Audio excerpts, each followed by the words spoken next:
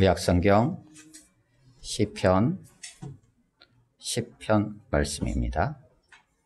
지난주에는 시편 9편 말씀을 통해서 하나님께서 행하시는 일들, 하나님의 의로우신 심판들, 하나님의 구원하심들에 대해서 하나님께 감사하며 그 이름을 찬송하면서 전하겠다라고 선포했던 내용들입니다.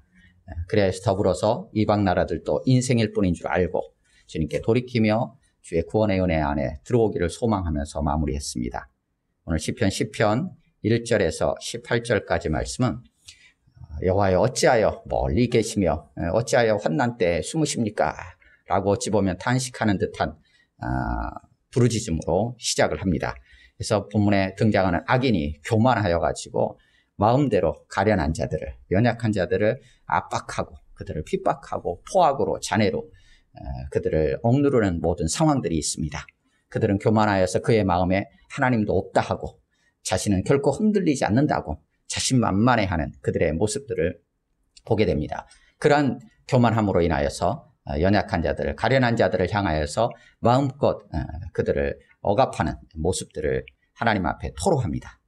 그러면서 그들을 향하여서 하나님께서 여전히 영원토록 왕이시다라는 것을 선포하고, 그러시기에 이방 나라들이 결국은 주님의 땅에서 멸망할 것이고 하나님은 겸손한 자의 소원을 들으시기 때문에 주님께서 이 모든 것들을 다스리시고 그들이 다시는 그 가련한 자들을 억압하지 못하게 하실 것이다 라는 확신으로 오늘 시편을 노래합니다. 우리 함께 시편 10편 1절에서 18절까지 같이 봉독합니다. 시작. 여호와여 어찌하여 멀리 서시며 어찌하여 환난 때에 숨으시나이까? 악한 자가 교만하여 가련한 자를 심히 압박하오니 그들이 자기가 베푼 꾀에 빠지게 하소서. 악인은 그의 마음의 욕심을 자랑하며 탐욕을 부리는 자는 여호와를 배반하여 멸시하나이다. 악인은 그의 교만한 얼굴로 말하기를 여호와께서 이를 감찰하지 아니하신다 하며 그의 모든 사상에 하나님이 없다 하나이다. 그의 길은 언제든지 견고하고 주의 심판은 높아서 그에게 미치지 못하오니 그는 그의 모든 대적들을 멸시하며 그의 마음에 이르기를 나는 흔들리지 아니하며 대대로 환난을 당하지 아니하리라 하나이다. 그의 입에는 저주와 거짓과 포악이 충만하며 그의 혀 밑에는 잔해와 제약이 있나이다. 그가 마을 구석진 곳에 앉으며 그 은밀한 곳에서 무죄한 자를 죽이며 그의 눈은 가련한 자를 엿보나이다. 사자가 자기의 굴에 엎드림같이 그가 은밀한 곳에 엎드려 가련한 자를 잡으려고 기다리며 자기 그물을 끌어당겨 가련한 자를 잡나이다.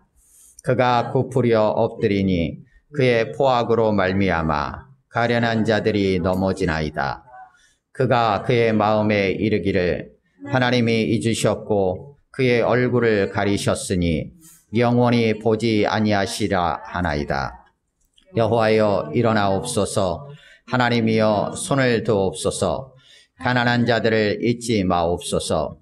어찌하여 악인이 하나님을 멸시하여 그의 마음에 이르기를 주는 감찰하지 아니하리라 하나이까? 주께서는 보셨나이다. 주는 재앙과 원한을 감찰하시고 주의 손으로 갚으려 하시오니 외로운 자가 주를 의지하나이다. 주는 벌써부터 고아를 도우시는 이시니이다. 악인의 팔을 꺾으소서. 악한 자의 악을 더 이상 찾아낼 수 없을 때까지 찾으소서. 여호와께서는 영원 무궁하도록 왕이시니 이방 나라들이 주의 땅에서 멸망하였나이다. 여호와여 주는 겸손한 자의 소원을 들으셨사오니 그들의 마음을 준비하시며 귀를 기울여 들으시고 고아와 압제당하는 자를 위하여 심판하사 세상에 속한 자가 다시는 위협하지 못하게 하시리이다. 아멘. 본 말씀을 각자가 3, 4분 정도 묵상하겠습니다. 거기까지 보시겠습니다. 시편은 전체적으로 5권으로 일단 구분을 해놨습니다. 그 중에 첫 번째 권, 150편 중에 첫 번째 권이 시편 1편부터 41편까지입니다. 거의 대부분이 한 4편 정도를 제외하고는 표제어가 다 붙어 있는데 다 다윗의 시로 이렇게 표제어가 붙어 있습니다. 시편을 시작하면서 1편, 2편의 표제어가 없었죠. 그리고 이제 표제어가 없는 오늘 본문 시편이 등장합니다. 표제어가 없다라는 것은 누가 이 시편을 기록을 했는지, 누구를 통해서 하나님께서 기록하셨는지, 어떤 배경인지에 대한 정보가 없다라고 보시면 되겠죠. 그래서 내용을 그냥 본문 내용을 보고 이 본문 내용 전체가 표제가 특별히 다윗의 시라고도 붙어 있지 않기 때문에 여기에 있는 등장하는 이들을 우리 자신과 연결시키기가 조금 더 자연스러울 수도 있습니다. 어떤 이들은 시편 9편하고 10편을 하나의 쌍으로 이어진 게 아니냐라고 말하기도 하는데 굳이 그렇게 해서 붙여서 볼 필요는 없습니다. 그냥 10편을 그냥 이 자체로 우리가 보기를 원하고 오늘 본문 안에는 좀 이해하기 어려운 부분들이 조금 사실은 많이 있습니다. 그래서 주체가 좀 명확하지 않고 누가 무엇을 했는지에 대한 부분들이 성경 번역본들 안에서 차이가 나는 구절들이 좀 많이 있습니다. 그래서 그런 부분들을 이 시간 나누기에는 본문 자체의 분량도 있고 해서 다 배제하고 그냥 우리 개역 개정에 있는 본문의 번역들을 그냥 따라서 이 시간 나누기를 원합니다. 오늘 본문은 1절, 2절에서 환난 때 숨으신 것처럼 보이는 하나님을 부르짖고 찾습니다. 그리고 3절에서 11절까지는 크게 악인이 어떤 생각, 하나님에 대해서 어떤 생각을 가지고 있고 그 생각에 기초하여서 실제적으로 가련한 자들, 연약한 자들을 향하여서 어떤 행태들을 하고 있는지를 고발합니다. 그리고 12절에서 15절까지는 그러하기에 여호와의 도우심을 간구하면서 주님을 꽉 붙잡겠다고 결정을 하죠. 그리고 16절에서 18절에서 이 모든 것들이 가능한 것이 영원토록 왕이신 하나님의 통치하심 때문이라는 것을 확신하면서 악인들이 어떠한 것도 더 이상 해하지 못할 것이라고 선포하면서 마무리가 됩니다. 시편 1절을 같이 읽습니다. 시작. 여호와여 어찌하여 멀리 서시며 어찌하여 환난 때에 숨으시나이까. 어떤 느낌으로 1절이 읽혀지십니까? 하나님 왜 이렇게 멀리 계십니까? 지금 너무 힘든데 어디 숨어 계십니까? 라는 것은 크게 보면 다양한 반응들이 있겠지만 크게 보면 아주 극단적으로 두 가지 흐름으로 결론이 이어져 가는 경우들을 좀 볼 수 있어요. 하나의 경우 이런 거죠. 하나님 도대체 어디 계십니까? 너무 힘든데 어디 계시는 거예요? 라는 것이 환난이 길어지면 길어질수록 하나님 안 계시는군요. 하나님 어디에도 없는 것 같아요. 제가 이렇게 힘들 때 하나님의 음성, 하나님의 손길, 하나님의 함께하심, 하나님의 도우심을 제가 전혀 느낄 수가 없어요. 그러니까 하나님은 안 계시는군요. 라고 하나님을 떠나버리는 극단적인 상황이 있기도 합니다. 왜냐하면 자신의 간구하는 기도의 제목이 절박하면 절박할수록 그 절박함이 극대화되어 가지고 그것이 아니면 그 문제가 해결되지 않으면 내가 결코 살 수 없을 것 같은 그 문제가 너무나 크게 나에게 다가오고 있을 때 하나님을 찾아요. 하나님께 기도합니다.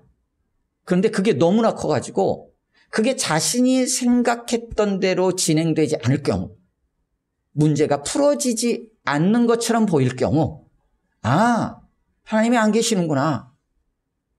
하나님 정말 계시다면 이렇게 하실 수는 없지. 라고 결론을 짓고 하나님을 떠나버리는 경우들이 있어요. 흔히 말하기를 하나님보다 문제를 더 크게 보는 거죠. 문제가 하나님보다 더 위대하다고 보는 거예요. 그래서 그 문제 앞에서, 그 어려움 앞에서 하나님을 부인하는 데까지 이르는 안타까운 경우들을 보기도 해요.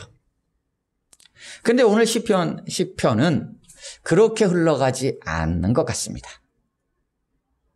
그러기에 전자로 보면 어찌하여 하나님 숨으십니까? 라는 것이 원망과 불평의 표현이라고 한다면 하나님이 안 계시지라는 결론으로 해서 불신앙으로 치닫는 안타까운 일이 발생할 수도 있어요. 하지만 오늘 본문 1절은 원망과 불평이라기보다는 자신이 어찌할 수 없는 이 안타까움에 대한 하나님께 대한 어찌 보면 하소연과 같은 표현이지 않나라는 생각을 하게 됩니다. 인간만 이렇게 하는 것 같죠? 사람은 누구나 이렇게 하는 것 같아요. 그러면 사람으로 오셨던 예수님은 어떠셨을까요? 예수님도 1절과 같이 고백을 해요. 물론 표현은 조금 달라 보여요. 한번 넘겨보겠습니다. 22편, 시편 22편 1절입니다. 시편 22편 1절, 2절. 같이 한번 읽겠습니다. 시작.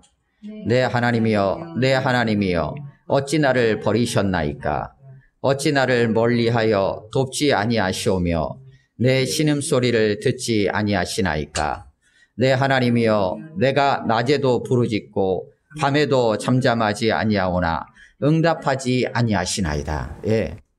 시편 22편에서 다윗이 하나님께 이렇게 어찌 보면 탄식하며 하소연하고 하나님을 찾고 있죠. 이것이 원망이나 불평이 아니라 하나님을 찾는 행위임을 어떻게 확증할 수 있느냐? 이어지는 내용들의 결론으로 이어지는 상황들을 보면 알 수 있어요. 그리고 많이 들어봤죠? 시편 22편 1절의 앞부분. 나의 하나님, 나의 하나님, 어찌하여 나를 버리셨나이까? 엘리, 엘리, 라마 사박다니. 예수님께서 십자가 위에서 하나님께 드렸던 기도이기도 하고 하나님을 찾는 부르짖음이기도 했어요. 바로 시편 22편의 이 말씀이에요. 그렇다고 하면 예수님께서 십자가 위에서 나의 하나님, 나의 하나님, 어찌하여 나를 버리셨습니까? 라는 얘기는 22편에 이어지는 내용. 왜 내 신음소리를 듣지 않으십니까? 어찌하여 지금 이렇게 부르짖는데도 하나님 응답하지 않습니까? 라는 이어지는 내용들이 같이 들어가 있다라고 생각할 수도 있어요. 오늘 본문에 의하면 하나님 어찌하여 멀리 서 계십니까? 어찌하여 이 십자가의 죽음 앞에서 숨어 계십니까? 라는 부르짖음일 수도 있죠. 예수님도 그러하셨기에 우리가 하나님 앞에 환난 때 이렇게 부르짖는 소리에 대해서 우리를 질책하거나 우리를 책망하지 않으셔요.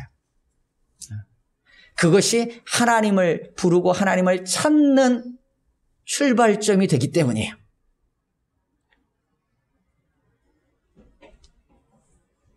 그러면서 2절에서 악한 자가 교만하여서 가련한 자를 심히 압박합니다. 그러니까 지금 시편 10편에 지금 이 고백을 하는 자는 가련한 자로 소개가 되고 있어요. 오늘 본문에 계속 많이 등장을 해요.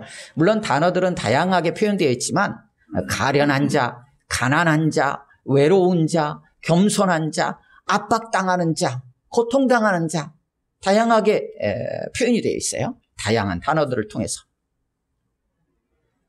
누구하고 대조되느냐? 악인과 대조되고 있어요. 그러면 2절에 의하면 일반적으로 이렇게 생각할 수 있어요. 악한 자라고 2절에서 표현하고 있는 것은 3절부터 등장하는 악인이라고 표현되어 있는 단어하고 동일한 단어예요. 그러니까 그냥 악인이라고 생각하시면 돼요. 악한 자. 그 악한 자하고 악인하고 누구하고 대조가 되느냐? 선한 자, 선인이라고 대조가 되는 게 아니라 가련한 자, 가난한 자, 외롭고 압박당하는 자와 대조가 되고 있어요. 그럼 그 기준은 무엇일까에 대한 부분들이 오늘 본문 곳곳에 나타나고 있어요. 나를 괴롭게 하는 자가 악인이고 그래가지고 그 악인이 괴롭힘으로 인하여서 나를 압박함으로 인하여서 고통당하고 있는 자가 그냥 단순히 가련한 자인가? 물론 1차적으로 직접적으로는 그런 부분이 있어요. 그런데 좀 더 오늘 악인에 대한 묘사를 통해서 어떤 자가 가련한 자요 가난한 자인지를 다시 한번 생각해 볼 필요가 있습니다. 2절에서는 이렇게 한 단어로 표현합니다. 악한 자가 어찌하여? 교만하여. 이렇게 되어 있어요. 가련한 자를 압박했다라는 거예요. 그러면 악인은 어떤 자인가? 악한 자는 어떤 자인가? 교만한 자예요. 가련한 자는 어떤 자인가? 교만하여서 끝없이 높아 있는 자로부터 압박을 당하는 자예요. 그가 가련한 자로 표현되어 있어요. 그들이 자기가 베푼 꾀에 빠지게 하소서. 악한 자가 자기가 베푼 꾀에 빠지게 하소서라고 어찌 보면 그냥 간단하게 개괄적으로 간구하면서 이제 3절부터 이제 악인에 대해서 고발을 합니다. 3절에서 6절까지는 특별히 악인이 하나님께 대하여 품고 있는 생각이 어떤 생각인지를 적나라하게 드러냅니다. 그리고 7절에서 10절까지를 통하여서 그 악인이 그런 생각에 근거해서 기초해서 실제적으로 어떻게 삶을 살아가고 있고 어떻게 악행을 행하는지에 대한 것들을 묘사해주고 있습니다. 3절입니다. 같이 읽습니다. 시작. 악인은 그의 마음의 욕심을 자랑하며 탐욕을 부리는 자는 여호와를 배반하여 멸시하나이다. 4절. 악인은 그의 교만한 얼굴로 말하기를 여호와께서 이를 감찰하지 아니하신다 하며 그의 모든 사상에 하나님이 없다 하나이다. 아멘. 악인의 특징을 아주 간결하게 기록해주고 있어요. 욕심을 자랑해요. 자기 마음에. 탐욕을 부려가지고 어떻게 하느냐? 결정적으로 하나님을 멸시한다는 거예요. 악인은 교만하여서 콧대가 높아요. 콧대가 높아가지고 어떻게 하느냐? 하나님이 자기 아래에 있어요. 그러니까 하나님을 멸시해요. 하나님도 자기 아래에 있어요. 그러니까 하나님도 멸시해요. 그러니까 자기 마음대로 행하는 거예요. 더 나아가서 4절에서는 그의 교만한 얼굴로 뭐라고 하냐면 여호와께서 감찰하지 아니하신다. 여호와께서 살펴보지 않고 찾지 않는다. 아까 서두에 말씀드렸던 것처럼 번역본들이 다른 번역본 다르게 번역하는 부분들이 있어요. 근데 이 시간에 나눈 건 개역개정을 그대로 따르겠습니다. 그러니까 하나님께서 살펴보지 않는다. 찾지 않는다. 감찰하지 않는다. 라고 생각을 해요. 더 나아가서 그의 모든 생각들은 하나님이 없다는 거예요. 하나님이 없다고 생각을 해요. 요거를 이제 조금 풀어 쓴다면 그의 모든 사상에 하나님이 없다라는 거를 뭐 이렇게 좀 이렇게 나누어서 이해해 볼 수 있어요. 그가 무슨 일을 계획하든지 하나님을 신경 쓰지 않는다 라는 걸로 이해할 수 있어요. 또 다르게는 그의 생각이 다른 것들로 꽉 차 있어가지고 거기에 하나님이 자리할 공간이 없다 라고도 이해할 수 있어요. 더 직접적으로 아무리 생각해봐도 하나님이 계시지 않다라고 결론을 내린 것으로 이해할 수 있어요. 혹시 그런 경우들이 있습니까? 나는 하나님이 계시다고 믿는데 실제로 내가 무언가를 하려고 할 때 하나님은 전혀 신경 쓰지 않고 하나님을 배제하고 무언가를 행한다. 그러면 이 모습과 별반 다르지 않을 수 있어요. 혹은 뭔가 생각을 많이 해요. 그리고 의지를 많이 해요. 돈도 의지하고 능력도 생각해보고 서로의 관계도 생각해보고 앞날도 계획해보고 막 하는데 그 생각들 안에 하나님이 안 계셔. 워낙 이것저것 걱정도 많고 또 혹은 계획하는 것들도 많고 세상의 정보들도 많고 이것저것 머릿속에 꽉 차 있어서 하나님 들어올 틈이 없어. 그도 역시 하나님이 계시다고 믿지만 하나님이 없는 자의 삶일 수 있어요. 정말로 하나님 안 계셔라고 생각하는 사람도 있을 수 있어요. 그가 어떤 자냐? 오늘 본문에서는 교만한 자요. 그가 결국은 악을 행하는 자라는 거예요.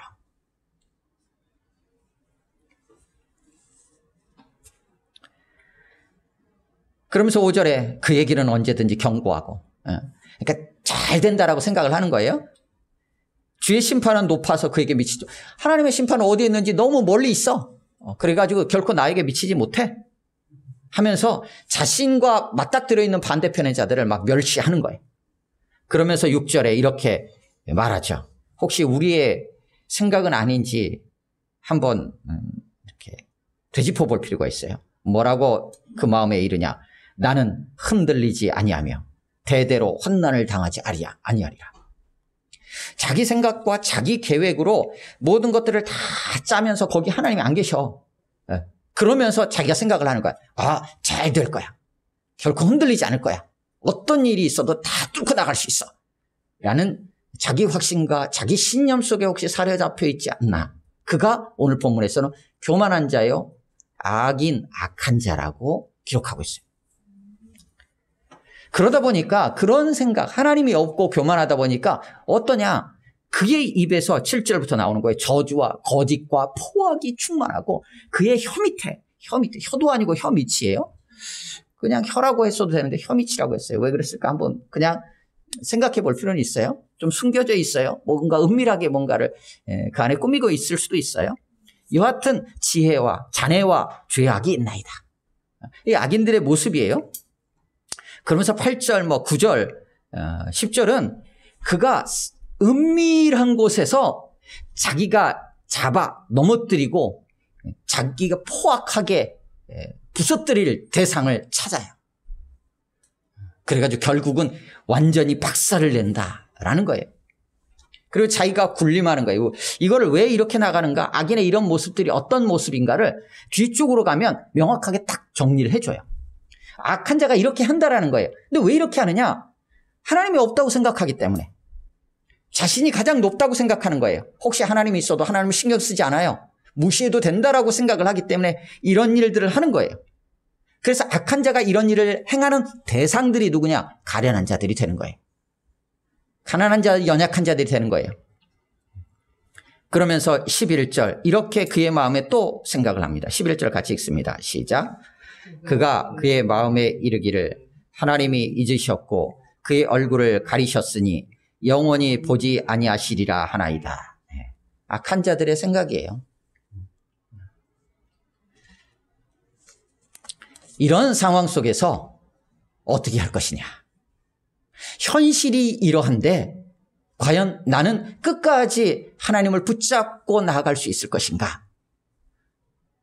악한 자들이 행하는 그 행태들만 눈에 선하게 분명하게 보여지고 하나님은 어디 계신지, 너무 멀리 계신지, 어디 숨으셨는지, 도대체 하나님께서 뭔가를 하시는지 알 수 없는 상황 속에서 어찌할 것인가? 12절에서 시인은 이렇게 간구합니다. 12절 같이 읽습니다. 시작. 여호와여 일어나옵소서. 하나님이여 손을 두옵소서. 가난한 자들을 잊지 마옵소서. 그러면서 13절에 어찌하여 악인이 하나님을 멸시하여 그의 마음에 이르기를 주는 감찰하지 아니하리라 하나이까.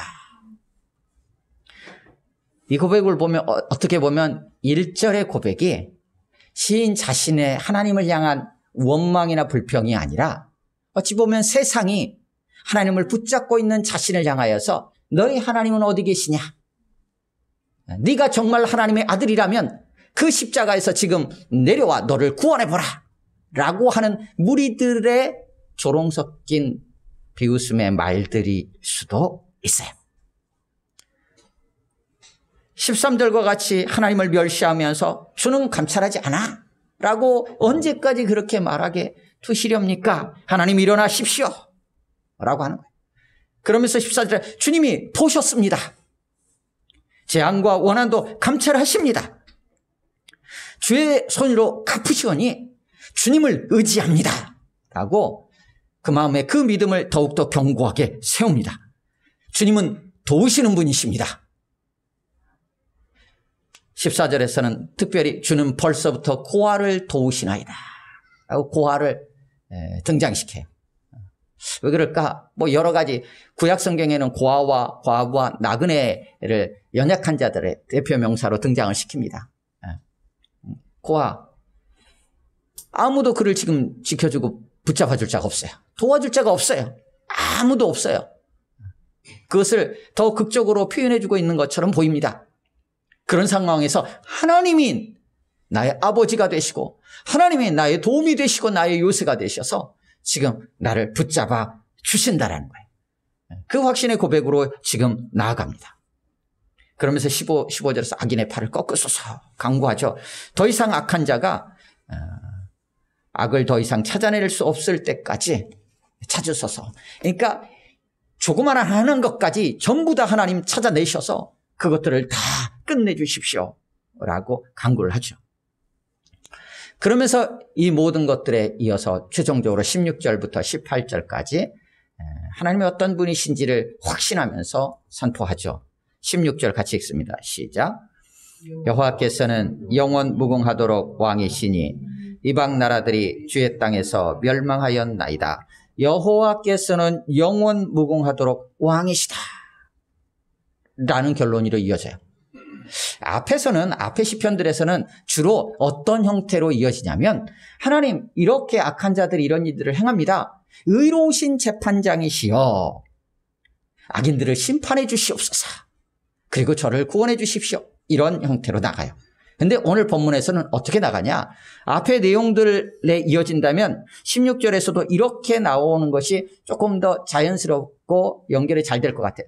여호와께서는 의로운 재판장이시오니 저 악인들을 멸하시고 이방 나라들이 주의 땅에서 멸망하게 하옵소서. 이렇게 이어지면 그냥 앞에 나왔던 시편들하고 자연스러울 수 있어요. 그런데 오늘 본문은 뭐라고 표현하냐면 여호와께서 영원 무궁하도록 왕이시라라고 고백해요. 심판자라는 것과 왕이라는 것이 굳이 다른 거냐라고 굳이 이렇게 선을 그을 필요는 없어요. 하지만 조금은 구분되어서 오늘 본문에서 등장하고 있는 것처럼 보입니다. 그러면 앞에 등장했던 모든 시편 1절부터 지금 15절까지의 모든 내용들은 무엇에 기초해서 우리가 이해를 할 필요가 있느냐? 하나님이 왕이시라는 거예요. 어제나 오늘이나 영원토록 살아계신 그 하나님이 왕이시라는 거예요. 왕이라는 것은 통치자라는 얘기예요. 주인이라는 얘기입니다. 하나님이 다스리신다라는 거예요. 그러면 이런 거예요. 앞에서 악인들이 교만하여 하나님이 없다 하고 하나님이 감찰하지 아니하신다, 보지 않는다라고 하면서 자기 마음대로 행하는 그 모든 것들은 결국 뭐냐? 하나님이 왕이 아니라는 얘기예요. 자신이 왕이라고 생각하는 자들의 행태를 보여주고 있는 거예요. 오늘 본문은 악인들에 대한 심판이라는 구체적인 어떤 내용들보다는 누가 이 땅의 진정 왕인가? 누가 이 땅을 다스리고 있는가? 나는 누구를 진정 왕으로 섬기고 있는가? 나는 진정 누가 왕이라고 믿고 따르고 있는가?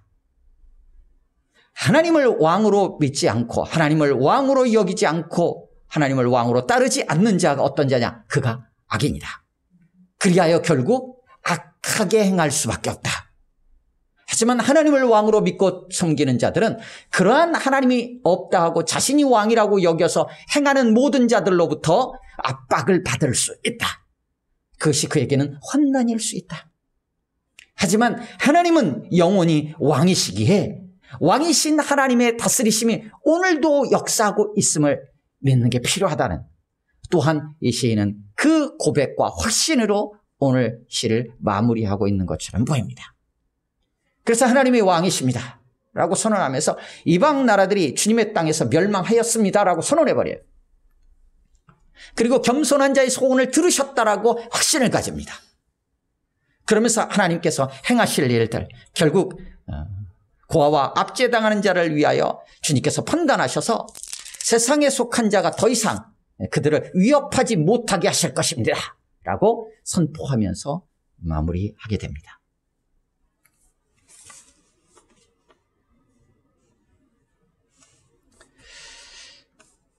말씀을 정리하겠습니다. 우리가 어떤 악인들, 하나님이 없다 하고 자신이 왕인 것처럼 생각하며 행하는 자들로 인해서 억울한 일을 당하며 고통받고 환난의 때를 지날 수 있습니다. 혹은 우리 자신이 그런 자의 위치에 서 있을 때도 있을 수 있습니다. 그런 환난의 때를 지날 때 바로 그때가 주님을 어떻게 해요? 찾을 때입니다. 바로 그때가 주님이 왕이시라는 것을 다시 한번 우리의 안에 믿음으로 굳건하게 붙잡을 때입니다. 하나님은 그 아들 예수 그리스도의 십자가의 피로 우리에게 살 길을 열어 놓으신 분임을 알기에 주님의 이름을 부르며 주를 믿고 주를 의지할 수 있습니다. 그가 구편에 의하면 주님께 감사하며 찬송을 하게 되겠죠. 앞에서는 계속해서 공의로 심판하시는 하나님 앞에서 악인이 등장합니다. 민족들이 멸망을 당하지 않고 생명을 얻도록 시편 9편 마지막에서는 그렇게 간구를 했었죠. 오늘 본문에서 하나님은 여전히 영원토록 살아계신 한 분 왕이시라고 분명하게 선포합니다. 우리의 왕이 누구신지, 그 왕은 어떤 분이신지 우리가 환난의 때에도 잊지 않고 그 하나님을 찾는 우리 모두가 될 수 있기를 주님의 이름으로 축원합니다. 아멘. 함께 기도하겠습니다. 이 시간 기도할 때 오늘 본문을 말씀을 기억하면서 혹시 우리의 현실들을 좀 한번 돌아보고 우리 자신이 지금 상황들을 한번 살펴볼 수 있었으면 좋겠습니다. 무엇보다도 나는 과연 누구를 왕으로 믿고 섬기고 있는가 돌아봤으면 좋겠습니다. 단순히 세상의 기준에 의해서 무언가를 행하는 자가 악한 자고 무언가를 행하는 자가 가련한 자가 아니라 하나님이 왕이시라는 것을 믿고 따르고 있는지 내 생각 속에도 나의 삶 속에도 그러한지 한번 돌아보면서 기도하시고요. 진정 주님만을 왕으로 믿고 언제나 우리 삶 속에 그 아들을 통해서 생명을 허락하신 참된 통치자 그 주님만을 섬기며 살아가는 삶이 될 수 있도록 도와달라고 기도하시고 여러분 자신과 여러분의 가정들을 생각하면서 1분 정도 같이 기도하겠습니다.